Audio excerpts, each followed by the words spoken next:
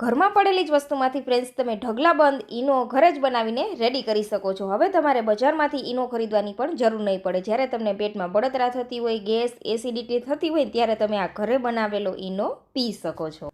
તો તેના માટે 2 ચમચી આપણે અહીંયા ફૂલ લીધા છે લીંબુના, તેને સાઇટ્રિક એસિડ પણ કહેતા હોય છે। તેને આપણે સરસ આ રીતે પાવડર ફોર્મમાં વાટી લેવાના છે। તમે આ પ્રોસેસ મિક્સર જારમાં પણ કરી શકો છો।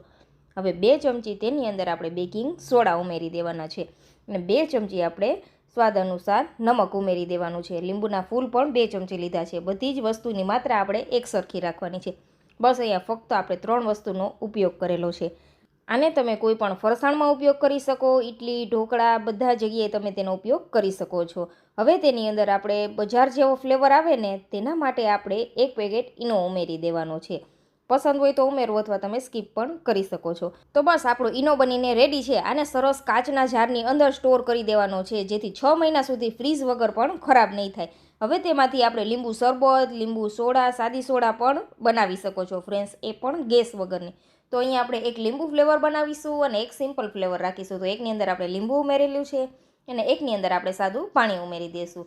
તમારે જો અહીંયા ખાંડ ઉમેરવી હોય તો ખાંડનો પાવડર પણ ઉમેરી શકો છો। સરસ મિક્સ કરીને સર્વ કરો તો તૈયાર છે ફ્રેન્ડ્સ, ઘરે એ પણ ઘરમાં રહેલી જ વસ્તુમાંથી ઢગલાબંધ ઈનો। તો જરૂરથી